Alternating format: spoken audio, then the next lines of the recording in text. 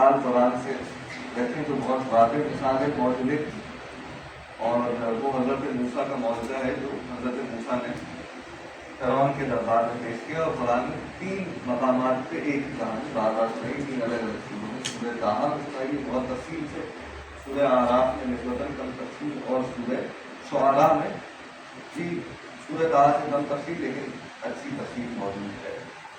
اور یہ بھی بہت کمال کی بات ہے، سورہ شعراء میں اس کے رب ہوئیت قرآن کی موجود ہے۔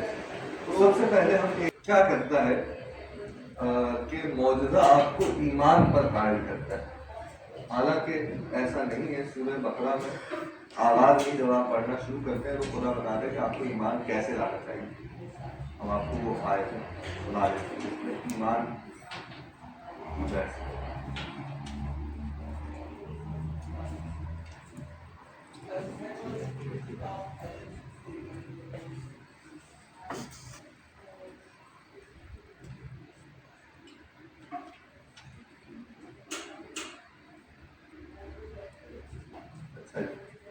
دیکھیے یہ آیت نمبر 11 سے پڑھو سورہ بقرہ کی۔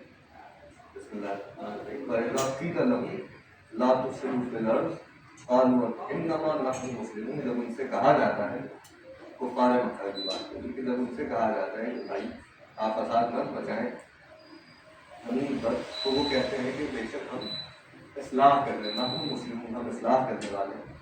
الا انہم هم المفسدون ولکن لا یشعرون، بے شک وہ خود فساد کرنے والے مفسد ہیں۔ الا انہم هم المفسدون ولکن لا یشعرون، وہ خود مفسد ہیں اور وہ خود اس کا شعور نہیں رکھتے، اویئر نہیں ہے۔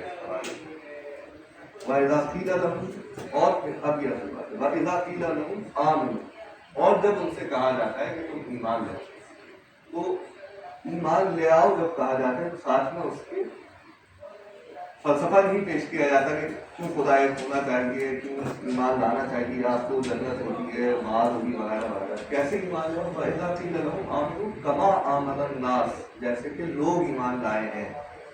تو ایمان لانا بنیادی طور پر لوگوں کی دیکھا دیکھی کا ایمان ہے، جس کے بارے میں یہ بتایا جا رہا ہے کہ ایمان لے کے آؤ۔ جب کفار سے کہا جاتا ہے کہ ایمان لے آؤ، وَإِذَا قِيلَ لَهُمْ آمِنُوا، کیسے ایمان لے آؤ، کما آمن الناس، جیسے یہ لوگ ایمان لائے ہیں، یعنی جو شروع میں جن کے بارے میں کہا جاتا ہے اولون الاولون یا السابقون السابقون، تو پہلے ایمان لانے والے۔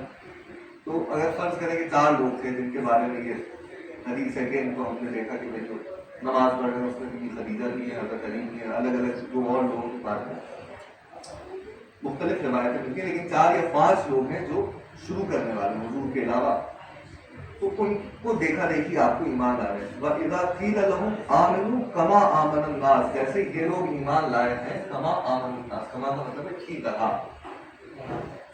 جب ان سے یہ کہا جاتا ہے کہ آپ بھی ایمان لے آئے بھائی، کیسے ایمان لے آئے، جیسے یہ لوگ ایمان لے آئے۔ اس میں کوئی فلسفہ الہی نہیں پیش کیا جا رہا ہے، کیونکہ آپ اپنی عقل سے خدا تک نہیں پہنچ سکتے یا اس کی معرفت کو مکمل درک نہیں کر سکتے، اس کا مطلب ہے کہ اس کے حوالے سوچنا نہیں، لیکن اس پر آپ اپنے ایمان کو ٹال نہیں سکتے کہ بھائی ہم نے ابھی اٹھا کے رکھا، جب سمجھ میں آئے گا تو ایمان لے آئیں گے، وہ سمجھ تو آپ کو نہیں آئے گا، 2,500 سال سے تو نہیں آ پا رہے، تو بڑے مسئلے ہیں، بہت بحث مباحثے ہیں۔ تو ایمان اس پر موقوف نہیں ہے کہ آپ کو کیا سمجھ میں آ جائے اور کیا سمجھ میں نہیں آتا۔ خدا کو ماننا، ایک ماننا، نبی کی ضرورت، معاد، قیامت، یہ فلسفہ ثابت ہوتا ہے نہیں ہوتا، سائنس کو سپورٹ کرتا ہے نہیں کرتا، اس سے ایمان لانے کا کوئی تعلق نہیں ہے، صرف اس بات سے ہے کہ آپ کو دیکھ کے ایمان لانا ہے۔ تو ان کا جواب بہت دلچسپ ہے کفار پر، وَإِذَا قِيلَ لَهُمْ آمِنُوا كَمَا آمَنَ النَّاسُ قالوا، تو وہ کہتے ہیں انؤمن، کیا ہم ایمان لائے، کما آمن السفہاء، جیسے کہ بیوقوف ایمان لائے۔ یہ ایگزیکٹلی وہی سوال ہے جو ابھی ہم کر رہے ہیں، اور یہ قرآن بالکل واضح کہہ رہا ہے کہ کفار کا سوال ہے، جو مفسد ہیں، فساد پھیلانے والے ہیں، وہ اس طرح سوال کرتے ہیں کہ کیا ہم بیوقوفوں کی طرح ایمان لے آئے، ہمیں تو پرکھا نہیں ہے، کچھ سمجھا نہیں ہے، یہ ایمان لے آئے، ہمیں بھی اس طرح کہہ رہے ہیں ایمان لانے سے، ہم بہت عقل مند ہیں، ہم پہلے سوچ سمجھ کے پرکھ کے پھر ایمان لائیں گے، دیکھا دیکھی کا ایمان لانا ہمارا کام نہیں۔ اب یہ جو عقل کا نیریٹو ہے نا ایمان لانے میں، یہ فساد کا نیریٹو ہے، اور یہ کفار کا طریقہ ہے. یہ جب بھی آپ ایمان کا آپ سے ذکر کیا ہے کہ بھائی آپ ایمان لائیں, یہ بھی تو انسان ہے, یہ بھی دیکھیں ایمان لائیں, آپ بھی لیں, تو آپ ان کو سامنے سے کہیں کہ کیا میں بیوقوفوں کی طرح ایمان لاؤں جنہوں نے بغیر سوچے سمجھے, بغیر ثابت کیے, وغیرہ وغیرہ جو بھی عقل کے سوالات ہیں وہ آپ وہاں پہ سامنے رکھ لیں, تو کیا ثابت ہو جائے گا؟ اس سے الٹی بات ثابت ہو جائے گی. نہ صرف یہ کہ آپ بہت اچھا کام کر رہے ہیں, یہ سمجھا کے اپنے بچوں کو کہ بیٹا جب تم سوچ سمجھ لو اس خدا پہ ایمان لانا جس کو تم نے سمجھ لیا ہو, یا اس پیغمبر کو مان لینا جس کی ضرورت تم پر آشکار ہو گئی ہو, یا اس معاد اور اس قیامت کو مان لینا جو تمہیں لگے کہ لاجیکل ہے, ایسا ہونا تو چاہیے. کیونکہ ہم عام طور پہ یہی نظریہ ہے, قرآن کے نظریہ سے بالکل مخالف ہے. دوبارہ میں آپ کی یہ دونوں آیتیں پڑھ دیتا ہوں. وَإِذَا قِيلَ لَهُمْ لَا تُفْسِدُوا فِي الْأَرْضِ, جب ان سے کہا جاتا ہے کہ فساد مت کرو زمین پر, قَالُوا إِنَّمَا نَحْنُ مُسْلِمُونَ, تو وہ یہ کہتے ہیں کہ ہم اصلاح کریں. اصلاح طلبی کا جو یہ معاملہ ہے وہ یہی ہے کہ ہم ایسے ایمان نہیں لائیں گے جیسے یہ بیوقوف ہے. وَإِذَا قِيلَ لَهُمْ, اور جب ان سے کہا جاتا ہے آمنوا كَمَا آمَنَ النَّاسُ, ایمان لے آؤ جیسے لوگ ایمان لے آئے ہیں. ٹھیک ہے, دوبارہ غور طلب بات ہے, آپ کو بتا رہا ہوں, جہاں پہ کہا جا رہا ہے کہ ایمان لے آؤ وہاں پہ دلائل عقلی سے کام نہیں لیا جا رہا, قرآن میں کہیں بھی نہیں لیا گیا. اور اکثر لوگ یہی سوال کرتے ہیں کہ بھائی جہاں پہ نیریٹو بلڈ کیا جا رہا ہے وہیں پہ دلیلیں دے دی جائیں, بعد میں لوگوں کو آگے کیوں سمجھانا پڑتا ہے کہ خدا کی وحدانیت کا فلسفہ کیا ہے, نبوت کی کیوں ضرورت ہے, معاد اور قیامت کیوں ریشنل انجام ہے. تو یہ باتیں ہمیں بعد میں جواباً کہنی پڑتی. لوگ اعتراض ہی کرتے ہیں, یہی اعتراض کرتے ہیں ایگزیکٹلی جو یہی ایڈریس کیا جا رہا ہے کہ بھائی آپ کو یہ نہیں کرنا ہے. یہ کون کہہ رہا ہے؟ یہ کفار کہہ رہے ہیں. ٹھیک ہے, یہ ہم داخلی بحث کو ایسا کر رہے, کسی کے باہر تبلیغ نہیں کرنے جا رہے. تو جو مسلمان نظریہ, جو اسلامی نظریہ ایمان ہے وہ یہ ہے. ٹھیک ہے, قالوا, اچھا وَإِذَا قِيلَ لَهُمْ آمِنُوا, جب ان سے کہا جاتا ہے کہ ایمان لاؤ كَمَا آمَنَ النَّاسُ, جیسے لوگ ایمان لائے ہیں. قالوا, تو وہ کہتے ہیں أَنُؤْمِنُ كَمَا آمَنَ السُّفَهَاءُ, کیا ہم ایمان لے آئے جیسے یہ سفیہ, سفیہ کہتے ہیں بیوقوف, جیسے یہ بیوقوف ایمان لائے ویسے ہی ہم لے آئے. أَلَا إِنَّهُمْ هُمُ السُّفَهَاءُ, یقیناً یہ لوگ خود بیوقوف ہیں. وَلَٰكِنْ لَا يَعْلَمُونَ, لیکن ان کو پتہ ہے, خود بیوقوف ہیں, ان کو پتہ نہیں ہے. یہ ہمیں کہہ رہے ہیں کہ ہم بیوقوفوں کی طرح, یعنی جو لوگ ایمان لے آئے ہیں بے فلسفیانہ سوال, بے منطق, وہ لوگ بیوقوف ہیں. اور جو ان کو بیوقوف کہہ رہے ہیں, خدا کہہ رہے ہیں کہ یہ بیوقوف ہے, ان کو نہیں پتا. ٹھیک ہے, تو یہ ہمارا ایمان کا مسئلہ ہے کہ اب یہاں معجزے کی ضرورت پیش آتی ہے آپ کو, کہ آپ کو اب چونکہ عقل سے ثابت نہیں کرنا ہے ایمان لانے کے لیے, لہذا عقل کو دنگ کر کے ایمان لانا ہے. تو اعجاز کیا ہے؟ عاجز کرنا. معجزہ ایسی طرف سے نکلا ہے, عاجز کرنا, یعنی کہ کچھ بن نہ پڑے آپ سے, آپ عاجز ہو جائیں, آپ کے ہاتھ پاؤں کٹے. تو اعجاز عقل ہے اصل میں, یہ عقل کا عاجز ہونا ہے کسی ایسے مظہر کے سامنے جہاں جو آپ کی عقل سے بالا کرے, جس پہ آپ کی عقل سجدہ کرے اور کہے کہ بھائی یہ تو اب ہمارے عقل میں نہیں آتی. ایمان وہیں لانا ہے, ایمان وہاں نہیں لانا جہاں پہ عقل میں آ جائے. کیونکہ جو چیز, جو دائرہ علم ہے در حقیقت وہ کنٹرول کا دائرہ ہے. جس چیز کے بارے میں آپ جانتے ہیں اس کو آپ مینیپولیٹ کر سکتے ہیں, اس کو کنٹرول کر سکتے ہیں. اور خدا آپ کے دائرہ عقل کی کوئی ذہنی مشق نہیں ہے کہ جو آپ کے عقل میں آ جائے گا اور پھر آپ اس کو یوں کر کے گھما پھرا کے اس کے تصور کو قائم کر دیں گے. اس کا عقل سے باہر ہونا ہی اس کا خدا ہونے چاہیے. تو وہاں پر آپ یہ نہیں کہہ سکتے کہ ہم پہلے سمجھیں گے پھر اس کے بعد ایمان لائیں گے. پہلے ضرورت اس کی ہونی چاہیے, پہلے کوئی یہ ہمیں آگے سمجھائے کہ خدا کی ضرورت بھی کیوں ہے, پھر ہمیں کوئی یہ سمجھائے کہ ایک ہی خدا کیوں ہونا چاہیے, پھر کوئی ہمیں یہ سمجھائے کہ وہ نبی کیوں بھیجے گا, پھر کوئی یہ سمجھائے کہ قیامت کیوں آئے گی, وغیرہ وغیرہ. یہ سارے سوال جواب جن میں ابھی ہم الجھے ہوئے, جو بالکل اسلامی سوال جواب نہیں ہے.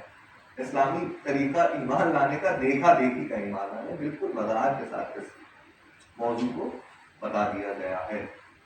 اچھا, تو ہم یہ عرض کر رہے تھے کہ اعجاز کیا ہے؟ عاجز ہونا عقل کا ایک ایسے مقام پہ جس کے بعد آپ کو لگے کہ بھائی اب یہاں سے میری باہر عقل بے بس ہے, عاجز ہے, ہاتھ پاؤں کٹ گیا عقل پہ, نہیں کر سکتے. اب ٹولز کام نہیں کرتے, جو ریشنل ٹول آپ اب نہیں چلتا. وہیں ایمان ہے جہاں پہ آپ آمنا و سلمنا کہہ سکتے ہیں کہ بھائی ہم ایمان لیں اور ہم نے تسلیم کر لیا ہے, وہی اسلام ہے. جس بات دوسرے لفظوں میں کہہ لی. تو اب ایک یہی رخ کی کہانی سن لیجیے کہ موسیٰ کا جو قصہ نقل کیا ہے خدا نے, بہت ہی دلچسپ ہے. میں آپ کو مشورہ دوں گا کہ آپ سورہ طٰہٰ کا مطالعہ کریں اور اس میں ترجمہ دیکھیں. بہت ہی دلچسپ قصہ ہے. اس میں ہم آپ کو یہ بھی بتا دیں کہ ایک صنعت جس کو بلاغت میں کہا جاتا ہے بریکنگ دا فورتھ وال، وہ بھی بہت قرآن میں اچھی طرح استعمال ہوتی ہے کہ کہانی کے اندر کچھ چلتے چلتے اچانک سے آپ سے مخاطب ہو جاتا ہے، یعنی کہ قاری سے یا آڈینس سے مخاطب ہونا. یہ ایک صنعت ہے جس کو بلاغت کی صنعت کہا جاتا ہے. بلاغت سے مراد یہ ہے کہ حسن جو ہے کسی کلام کا یا کسی کی ڈلیوری کا، اس کو بلاغت کہتے ہیں. تو حسن بلاغت یہ ہے کہ آپ اس میں کئی لیولز پر مکالمہ جاری رکھتے ہیں. یعنی کہ ایک مکالمہ دو کرداروں کا آپس میں چل رہا ہے، ایک اس کا نیریٹر ہے، راوی اس مکالمے کو بیان کر رہا ہے، وہ ایک مکالمہ، اور پھر ایک تیسری چیز ہے جو یہ سب آڈینس اس کو دیکھ رہے ہیں. تو اگر وہ مکالمہ ان دو دیواروں کو پھلانگ کے اور تیسری دیوار سے باہر آ جائے اور آڈینس سے مخاطب ہو جائے تو یہ ایک بہت بڑی صنعت سمجھی جاتی ہے جو کامیابی سے.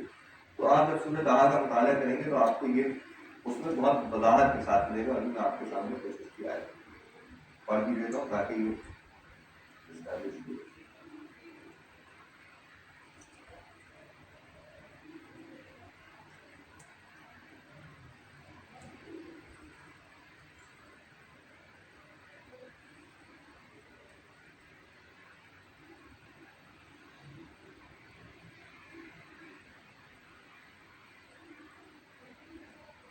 نبی آیت میں وَهَلْ أَتَاكَ حَدِيثُ موسیٰ سے یہ کہانی شروع ہوتی ہے.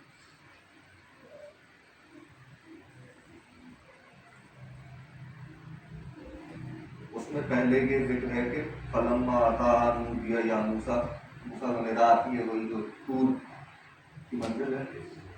میں اس کو پڑھنا چاہ رہا ہوں وہاں سے جہاں سے خدا نے معمول کیا حضرت موسیٰ کو فرعون کے دربار میں.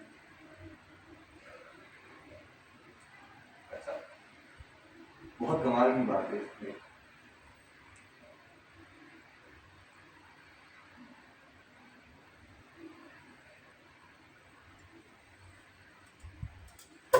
سے اس کو پڑھتا ہوں.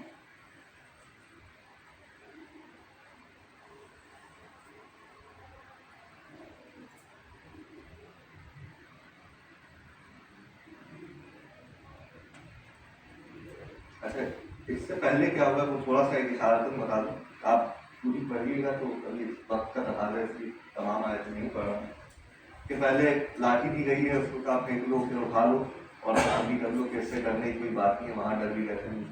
اور پھر ان سے کہا گیا کہ اپنا ہاتھ تم دیکھو ید پیدا. اس کے بعد کہا گیا کہ لِنُرِيَكَ مِنْ آیَاتِنَا الْكُبْرىٰ، اور تم جو ہے وہ ہم نے تمہیں یہ سب اس لیے دکھایا کہ ہم اپنی عظیم نشانیاں دکھا دیں تمہارے دیکھنے کے لیے. لِنُرِيَكَ تمہارے دیکھنے کے لیے، مِنْ آیَاتِنَا الْكُبْرىٰ ہماری بڑی آیتوں کو تمہارے دیکھنے کے لیے ہم نے دکھایا. اذهب إلى فرعون إنه طغى. تو اب تم یہ آیتیں جو ہماری بڑی تم نے دیکھی ہیں اور تمہارا ایمان پختہ ہو گیا، تو یہ لے کے اب تم موسیٰ فرعون کے پاس چلے جاؤ. إنه طغى کہ اس نے سرکشی کی ہے. اذهب إلى فرعون إنه طغى. تو موسیٰ نے کیا کہا؟ قال رب اشرح لي صدری. اے خدا میرے دل کو کھول دے، جو ہم عام طور پہ دعا پڑھتے ہیں. شرح صدر کر. اس کی تفصیل میں نہیں کہوں گا، اس کی بہت عرفانی تعبیریں ہیں کہ شرح صدر سے مراد ویسر لی امری، اور اپنے حکم کو میرے لیے آسان بنا دے. واحلل عقدۃ من لسانی، میری زبان کی گرہ کھول دے. یفقہوا قولی، کہ میں اپنی بات کہہ سکوں. واجعل لی وزیرا من اہلی، تو اور میرے ساتھ ایک وزیر بھی دے، ایک ساتھی بھی دے میرے اہل میں سے ہی، میرے ساتھیوں میں سے. ہارون اخی، جس کا نام ہارون ہے، جو میرا بھائی ہے. اشدد بہ اذری، اور اس سے مجھے طاقت ملے گی. بشرکہ فی امری، اور اس کو شریک بنا دے اس کام میں. یہ جو تم نے میرے کام سونپا ہے اس میں اس کو شریک بنا. اچھا جی، تو میں تمہاری بہت کئی مسبح کا کثیرا بہت تعریف کروں گی یا تصدیق کروں. اب میں کچھ اسکپ کر کے پھر اس میں قرآن کہتے ہیں کہ قال، خدا کہتا ہے قد اوتیت سؤلک یا موسیٰ، تم نے جو سوال کیے تھے وہ ہم نے پورے کر دیے. یعنی جو تمہاری دونوں تینوں خواہشیں تھیں، شرح صدر کی اور زبان کی گرہ کھولنے کی اور ہارون کو ساتھی بنانے کی، ہم نے پوری کرنی. اچھا جی. وَلَقَدْ مَنَنَّا عَلَيْكَ مَرَّةً أُخْرَىٰ، اور یہ پہلی دفعہ نہیں ہوا، پہلے بھی ہم کر چکے ہیں. پھر خدا یاد دلائیں گے حضرت موسیٰ کو کہ جب تمہاری پیدائش ہوئی تھی تو ہم نے تمہاری اماں کو وہی کی تھی کہ کیسے اس کو تابوت بنا کے ڈالنا ہے اور سکھایا ہے. اچھا، ویسے بھی تمام چیزیں قرآن میں بہت آیتیں ہیں. شہد کی مکھی کو وہی ہوتی ہے کہ وہ کس طرح کام کرے، تو جو بھی اچھی طرح چل رہا ہوتا ہے آپ یہ تو سمجھیں کہ وہ وہی کے اور اوپر سے آنے کے بغیر چل رہا ہوتا ہے. ایک شہد کی مکھی سے لے کے موسیٰ کی اماں تک کا ذکر ہے یہاں پر قرآن میں کہ اس کو وہی ہوتی ہے، خدا کی طرف سے بتاتے ہیں کہ کیا کرنا ہے. یہی لکھا ہے. اور وہی کا لفظ استعمال ہوا ہے. موسیٰ کی اماں کوئی وہ نہیں ہے، نبی پیغمبر نہیں ہے، تو پیغام الگ ہے جو منتقل کرنا ہے جو پیغمبر کے پاس ہے. وہی کا سلسلہ کسی کے بھی پاس ہے. اذ اوحینا الی امک ما یوحی، جب ہم نے اس کو وحی کی. اذ اوحینا، جب وحی کی ہم نے الی امک، تمہاری اماں کی طرف. ما یوحی، جو ہم وحی کرنا چاہتے تھے، مطلب یہ بغیر تفصیل کے بیان کے، لیکن وہ کہانی یہی ہے کہ کیسے صندوق میں ڈال کے روانہ کریں اور پھر تمہیں بچا لیا اور وغیرہ وغیرہ. تو کہہ رہے کہ ہم نے تمہاری مدد کی اور یہ پہلی دفعہ نہیں کی، پہلے بھی ہم کر چکے اور پھر یہ جتایا خدا نے کہ ہم نے تب بھی تمہاری مدد کی. اچھا جی. اب یہ سب کہانی کے بعد دوبارہ خدا کہتے ہیں کہ اذهب الى فرعون انه طغى. یہ جو ریپیٹیشن ہے، ایک بار پہلے جہاں پر موسیٰ نے بہانہ بنایا کہ میرا شرح صدر نہیں ہے، میرے پاس ساتھی نہیں ہے، میری لسان میں اگتا ہے، تو یہ کھول لو. تو خدا نے کہا کہ بھائی ہم نے کھول دیا. اب یہ تمہارے جو جا کے پیغام پہنچانے کا کام اب شروع ہو رہا ہے. موسیٰ کا پہلی دفعہ دور پہ ہی یہ مکالمہ چل رہا ہے. پھر دوبارہ قرآن میں آیت آئی اذهب الى فرعون انه طغى، 43 دوبارہ. اور اس کے بعد والی آیت ہوئی فقولا له قولا لینا لعلہ یتذکر او یخشی، کہ بھائی اب یہ جو ہے مشکل کام ہے تو تم اس سے پیار سے بات کرنا اور میرے بارے میں سوچتے رہنا اور مجھ سے ڈرتے رہنا. تو موسیٰ کیا کہتے ہیں قال ربنا انا نخاف ان یفرط علینا او ان یطغی، کہ ہم دونوں کو یہ بہت ڈر ہے. اننا غلط استعمال ہو، ہم دونوں کو.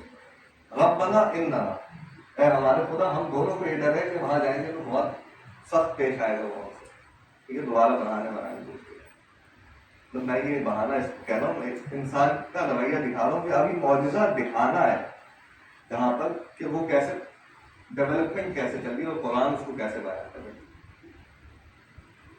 پھر خدا کہتا ہے قال لا تخافا، تم دونوں ڈرو نہیں. کیوں؟ انی معکما، میں تم دونوں کے ساتھ ہوں.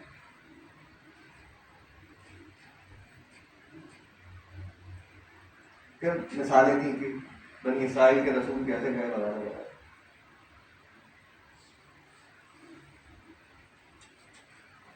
اچھا، اب ہم اس جگہ پر آتے ہیں جہاں پہ وہ معجزہ دکھا.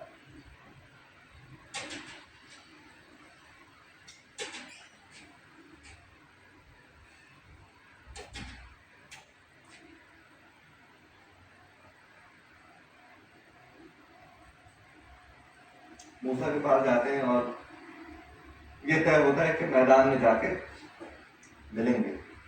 اور موعد کا لفظ استعمال ہوا ہے. موعد لا نخلفہ، اس کی خلاف ورزی نہیں کی جا سکتی. ایک ایسا موعد یعنی ایک ایسا ڈیٹ لے لی گئی.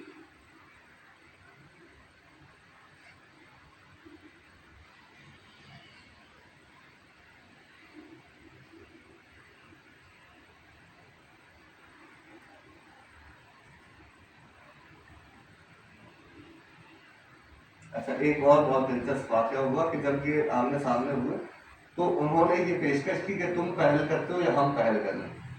تو موسیٰ نے کہا کہ آپ شروع کریں. تو اب انہوں نے اپنا جو بھی فرعون کے یہاں جادوگر تھے انہوں نے اپنا کام شروع کیا. اچھا جی.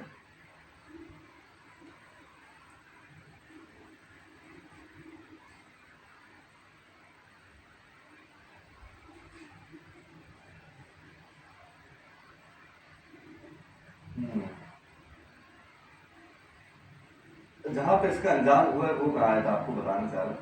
کیونکہ دو اور صورتوں سے پڑھنی ہے تو اس کی مختصر کر دیا، لیکن یہ ضرور پڑھیے گا، یہ پڑھنے والی آیتیں ہیں، اس میں بہت کچھ ہے۔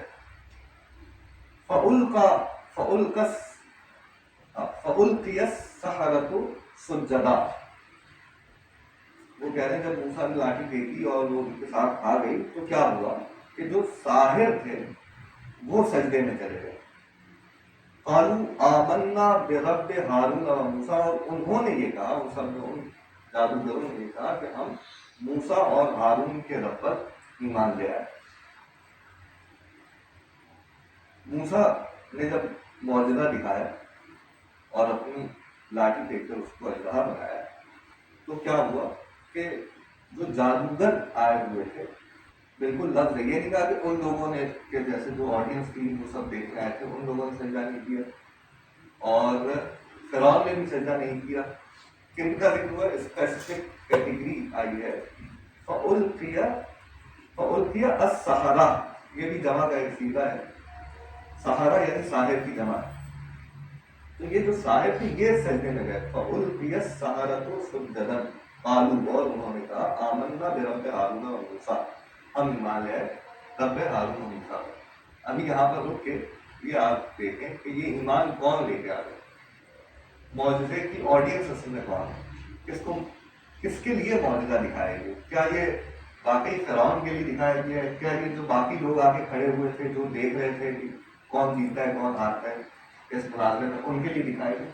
اس کی آڈینس صرف اور صرف وہ جادوگر ہیں جو جادو کے فن میں ماہر ہیں۔ اس سے مراد یہ ہے کہ ہم اور آپ اگر وہاں پر کھڑے ہوتے اور 4-6 جادوگر اپنی رسیاں پھینک کے سانپ بنا لیتے اور موسیٰ لاٹھی پھینک کے اژدہا بنا لیتے، ہمارے لیے کوئی فرق اس میں نہیں ہوتا۔ تو ایک ہی بات ہے، چاہے میں اور آپ، یعنی جن کا تعلق جادو سے نہیں ہے، ان کو اس بات میں کوئی تفریق نہیں ہے، کوئی فرق نہیں نظر آتا، رسی سانپ بنے یا لاٹھی اژدہا بنے، ان کے لیے ایک ہی برابر ہے۔ اس کو آپ اکثر میں یہ مثال بھی دیتا ہوں کہ عیسیٰ کے معجزے میں دیکھ سکتے ہیں کہ ایک ڈاکٹر یہ بتا سکتا ہے کہ یہ مر گیا یا بے ہوش ہے، ہم دونوں کے لیے ایک ہی بات ہے، اگر کوئی آدمی چھینٹے مار کے کسی کو اٹھا دے پانی کے، یا عیسیٰ لاٹھی مار کے یا ٹھوکر مار کے اس کو زندہ کر دے، جب تک وہ اس فن کا ماہر نہیں ہے، یعنی ڈاکٹر نہیں ہے، ڈاکٹری کی اس کو قائل نہیں ہے، وہ یہ نہیں سمجھ سکتا کہ یہ مردہ زندہ ہوا ہے یا بے ہوش آدمی کو ہوش آئے۔ یہ بالکل اسی طرح ہے جیسے جادوگر یا جادو کا علم جب تک ہمارے پاس نہیں ہوگا، ہمارے لیے اس میں کوئی فرق نہیں ہے کہ کوئی رسی سانپ بنے یا لاٹھی ہمارے بلا سے اژدہا بنے، ہمیں اس دونوں میں ایک ہی ہمیں تو قدرت الہی وہاں بھی نظر آ رہی ہے۔ تو فرعون خود کو خدا کہلوا ہی رہا تھا، تو ہم اور آپ ہی تھے پائے جو اس کو خدا کہہ رہے تھے، کیونکہ وہ بھی اپنے معجزے پیش کر رہا تھا، اس کے جادوگر بھی رسیاں پھینک رہے تھے اور جو کچھ کر رہے تھے لوگ اس کو مانتے۔ تو اب گواہی اب طے کیسے ہوگا؟ کہاں سے گواہی آئے گی؟ ماہرین کی طرف سے آئے گی۔ یہ بالکل واضح اسٹیبلش نیریٹو ہے، اس لیے میں آپ کو 2 آیتیں اور بھی سنا دیتا ہوں جہاں پر دونوں جگہ پر یہی تذکرہ ہوا، یہی پوری کہانی، اور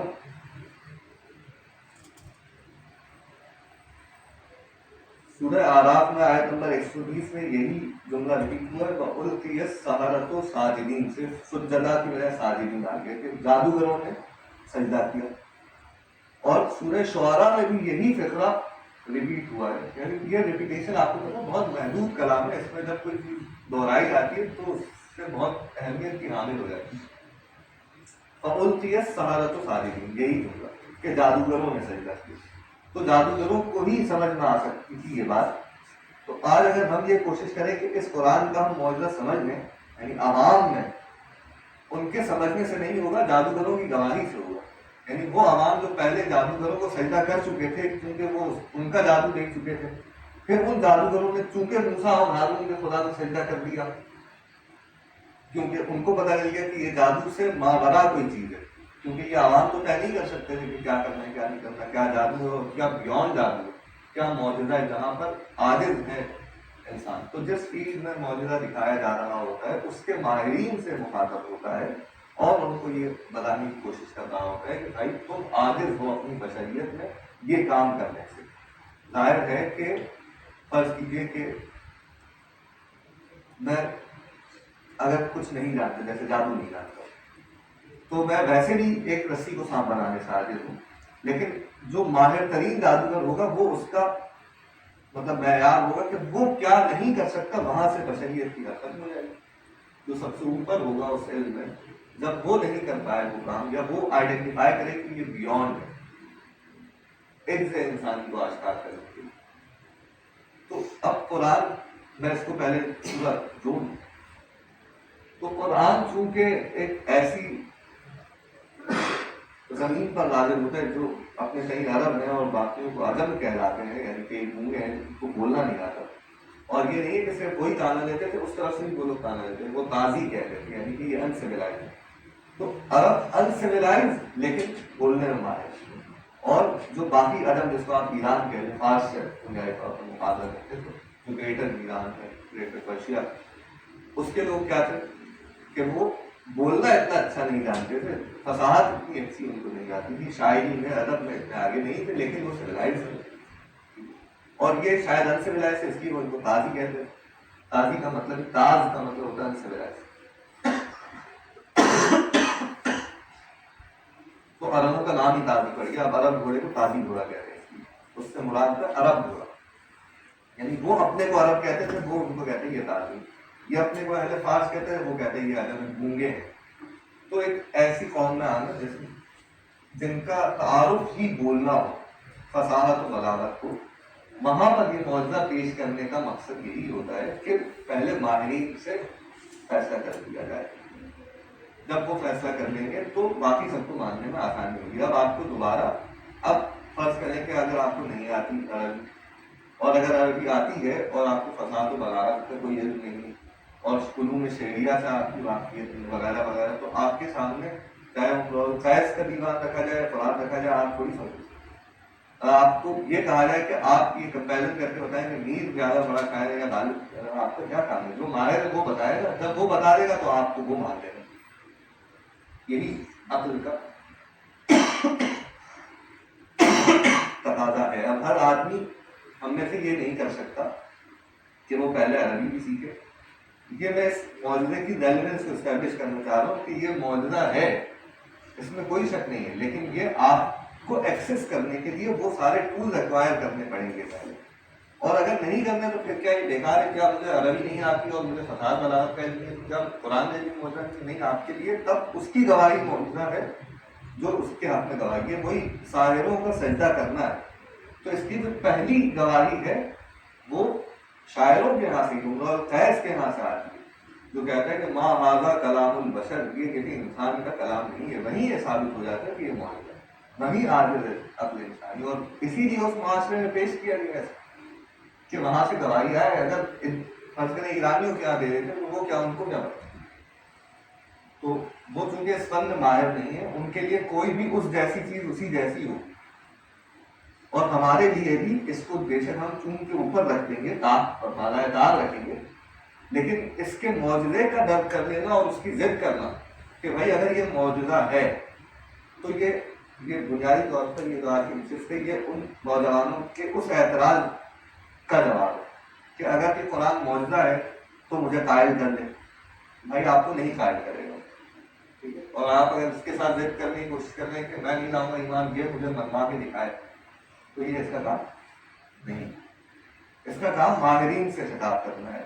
مطلب صرف واحد کام جو معجزے والی اس صورت ہے وہ تو کلام الہی ہے، اور اس میں جو علم کا پہلو ہے اور جو پروفیسیز کا پہلو ہے، یعنی کہ آگے کی باتیں بتانا، بہت سارے پہلو ہیں قرآن میں.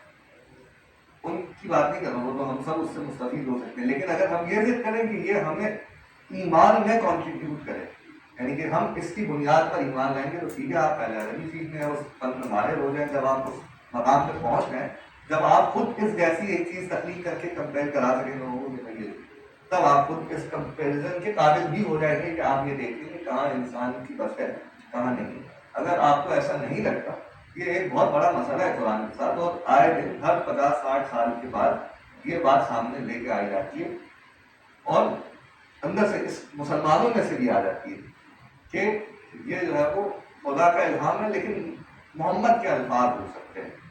اور وہاں بھی باقاعدہ نیریٹو اس پہ کھڑا ہوا ہے. کیونکہ ہم اس روایت کو درست سمت میں رکھنا چاہتے ہیں، تو اس لیے ہم دوبارہ بتا دیں کہ اس کا بنیادی طور پر آڈینس ہم آپ نہیں ہیں. اور اگر ہم کب ہوں گے؟ جب ہم اس فن میں ماہر ہوں گے جس فن میں یہ معجزہ پیش کیا جا رہا ہے. تو جب ہم پہلی بات ہے کہ وہ زبان سیکھنا کافی نہیں. اردو آنے سے آپ اردو کی بلاغت کے ماہر نہیں ہوتے، آپ اس کی شاعری کی تقسیم نہیں کر لیتے، آپ اس کے نقاد نہیں ہو جاتے. جب آپ وہ سب کر لیں اور آپ کو عربی بھی آ جائے اور پھر اس کے بعد آپ اس میں وہ تمام کمالات حاصل کر لیں جو ایک ادیب کو حاصل کر لینے چاہیے اور ان ادیبوں میں کمپیٹ کر کے ٹاپ پہ چلے جائیں، پھر آپ جا کے یہ کہہ سکتے ہیں کہ اب میں قرآن کو دیکھ رہا ہوں لیکن مجھے پھر بھی ابھی تو ہمارے دوست کلاس میں یہ کہتے غالب کے پتہ نہیں غالب یہ کہتے ہیں، تو یہی عز ہے نا کہ آپ نہیں چاہتے. میں نہیں کہا. تو آپ جب اس اب کوئی شاعر اگر ہو جیسے میر اگر غالب کے بارے میں بات کرے گا تو میر یہ نہیں کہے گا کہ مجھے نہیں پتا کہ کیسے لکھ لیتا، اس کو بھی پتا ہے کہ کیسے مطلب اس طریقے سے واقف ہو، اس علم میں ماہر ہے، تو اس کا اتنا حیران ہونا اس پر نہیں بنتا، اس کے لیے تسلیم کرنا آسان ہے. ٹھیک ہے. اور وہ آدمی جو نہیں ہے وہ حیران ہوتا ہے دونوں پر، اس کو دونوں دفعہ نہیں سمجھ میں آیا کہ یہ کیسے ہو جاتا ہے. تو آپ ہی قرآن کے سامنے اسی میں کہ آپ کو بے شک یہ کنونس کرے یا نہ کرے یا بہتر آپ کو لگے کہ یہ انسانی الفاظ نہیں ہوں گے یا یہ محمد نے کچھ کہہ دیا ہے یا خدا نے الہام کیا اس کو محمد نے اپنی زبان میں بیان کر دیا وغیرہ وغیرہ، تو اس سے کچھ نہیں ہوتا. آپ کو الٹیمیٹلی جا کے امراء القیس سے پوچھنا پڑے گا کہ بھائی آپ کا کیا خیال ہے، اس سے ماہر سے رائے لینی پڑے گی کہ اگر اس کو لگتا ہے کہ یہ انسانی ہیتے کے اندر ہے. جیسے آپ آج کسی ڈاکٹر کے پاس چلے ہیں اور اس سے کہیں کہ یہ صاحب مردے کو زندہ کر لیں، آپ کا کیا خیال ہے، تو وہ کیا کرے گا؟ بھائی بہت بڑی بات ہے، ہمیں پتہ ہے کہ کوئی خدائی کام کر رہا ہے، یہ انسان تو آج تک نہیں کر سکا. تو اسی طرح ادیب بھی قرآن کے معاملے میں یہی کہے گا کہ وہ یہ کہہ چکا ہے کہ ما ھذا کلام البشر، یہ کوئی بشری کلام نہیں ہے. اس کی یہ رائے حتمی رائے ہے اس پر، اور کئی سال ہزار سالوں تک اب تک بھی اس کا چیلنج چل رہا ہے کہ اس کی جیسی ایک آیت دو آیت وغیرہ وغیرہ وہ آپ لیں اور پیش کر دیں. تو یہ آپ کو اور مجھے چیلنج نہیں چل رہا، یہ ماہرین کو چل رہا ہے، جن کا کام ہے وہ کر لیں گے. اگر وہ کر لیں گے تو فیصلہ کر کے ہمیں بتا دیں گے. تو اب تک کا جو فیصلہ ہے وہ ہم بتا دیتے ہیں. ویسے ہیں اور چلتی رہیں گی. ہم صرف ایک رستہ بتانا چاہتے ہیں کہ مولا اس کو دیکھنا چاہیے اور اس نظر سے دیکھنا چاہیے. اور جب بھی اس حوالے سے معجزے پر آپ کو سوال آئے تو اس میں آپ کو پتا ہونا چاہیے کہ اسلام کا نیریٹو کیا ہے، کہ وہ کس طرح چاہتے ہیں کہ آپ کون دیکھیں معجزہ. اس لیے ہم نے آپ کو 3 سوروں کی مثال دی کہ وہیں ایک ہی بات ہے، ایک ہی بات کہی جا رہی ہے. جادوگروں نے سجدہ کیا اور عوام نے نہیں کیا، فرعون نے نہیں کیا، ان کو نہیں کرنا تھا. مطلب یہ جس نے کیا بھی ان کی دیکھا دیکھی کیا ہوگا، لیکن قرآن نے ان کو اہمیت نہیں دی. اگر فرعون نے بھی کر دیا ہوگا تو قرآن نے تب بھی اہمیت نہیں دی ہوتی، کیونکہ جادوگروں کا سجدہ ہی دکھانا ہے. یہ اصل بات. اور یہ ویسے بہت ہمارا کتاب ہے، آپ کو پڑھنی ہے، ہم روز پڑھیے، لیکن اس سے یہ ضد کرنا کہ میں نے اب اس کو پڑھنا شروع کر دیا، اب اس کے ختم ہوتے ہوتے تک سارا ایمان ثابت ہو جائے مجھ پہ اور یہ معجزے کی طرح میرے قلب میں نازل ہو جائے، یہ اس طرح اس کے ساتھ نہیں کریں.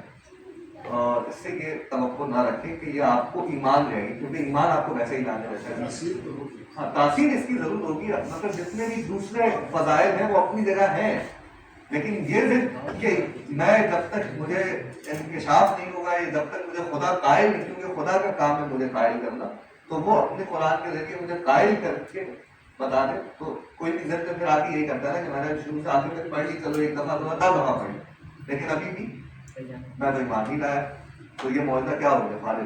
تو آپ اس سے نہیں ہو.